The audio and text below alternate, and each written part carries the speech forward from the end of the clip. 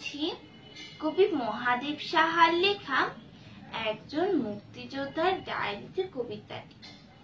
একজন মুক্তিযোদ্ধার ডায়েরিতে আমি এখনো শুনতে পাই জয় বাংলার ধ্বনি, এখনো দেখতে পাই রমনার মাঠে জনতার উত্তাল সমুদ্র। ডায়েরির পাতায় এখনো পদ্মা মেঘনা ধীরে বইছে, এখনো প্রত্যহ হয় সূর্যোদয়, জলে হৃদয়ের আলো। একজন মুক্তিযোদ্ধার ডায়েরিতে আমি এখনো প্রত্যহ দেখি রূপসী বাংলার রূপ, দেখি তার আম জাম কাঁঠালের শাড়ি। সেই ডায়েরির পাতায় পাতায় গান করে এদেশের গায়ক পাখিরা।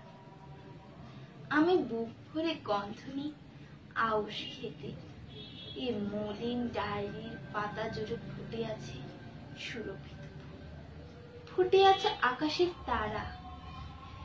একজন মুক্তিযোদ্ধার ডায়েরিতে আমি বঙ্গোপসাগরের কলধ্বনি শুনি অপূর্ব লালিতময় কণ্ঠে গাওয়া আমার সোনার বাংলা।